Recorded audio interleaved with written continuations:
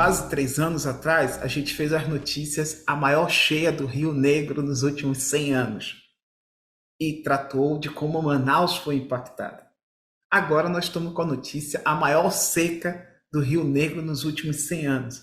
Veja você, em pouco tempo, nós estamos tendo duas respostas, né, que estavam monitoradas do ponto de vista climático.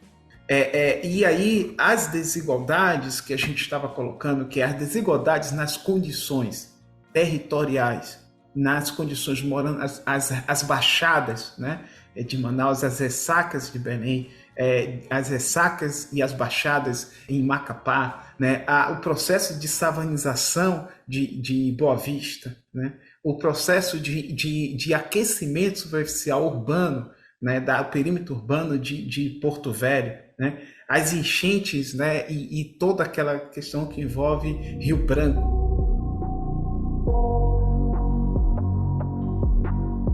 Você pega, né, a bacia hidrográfica, a grande bacia hidrográfica amazônica, você vai vendo como o Rio Madeira, toda a bacia hidrográfica sinaliza que as cidades onde está densamente a população estão em vulnerabilidade, mas essa vulnerabilidade climática.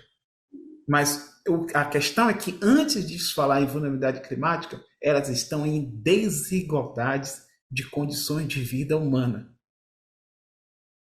Né? Então, se você sabe que não tem saneamento, não tem esgotamento sanitário, população em Manaus, assim como em Porto Velho, assim como em Boa Vista, faz uso de fósseis sépticos, faz uso de água de poços artesianados. Então, população indígena urbana vive em uma extrema pobreza e mulheres muito alta. População negra e de mulheres vive todos os impactos nessas capitais, né, das condições de desigualdades. A gente sinalizava isso para dizer que, ao você ter um evento climático extremo, a vulnerabilidade climática vai ser profunda e densa sobre a sua população.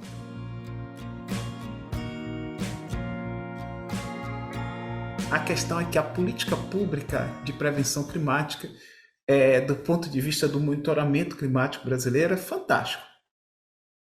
Mas nenhum estado brasileiro, e aí eu já falo agora com tranquilidade, os estados do sul do Brasil é quem tem os melhores monitoramento climático, né? Então dizia assim, o sul, se você pegar os dados que a Aleta tem publicado, o sul levanta os dados de defesa civil, de infraestrutura, de tudo.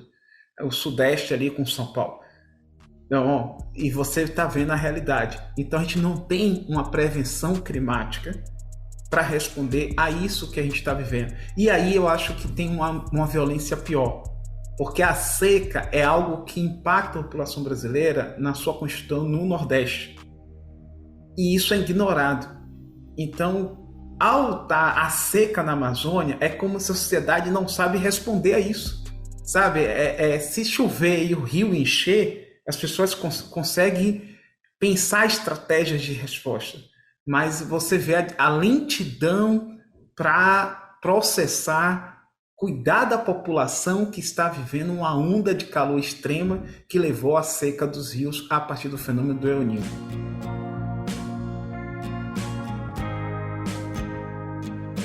Como a gente pode ter tanto recurso para monitorar cada árvore que cai? Como a agenda global pode ser tão preocupada com isso? E as pessoas estarem nessas condições de vida nas cidades, né? Então, essas são a ótica precisa mudar nesse campo, que é um investimento para esses municípios de 50 mil habitantes terem um campo de serviço público, um bom plano de recuperação de matas ciliares urbanas e rurais. Se essa realidade não for o ponto de partida, a gente está projetando conversa de especialista. A gente não está projetando que a gente tem algo a ser feito.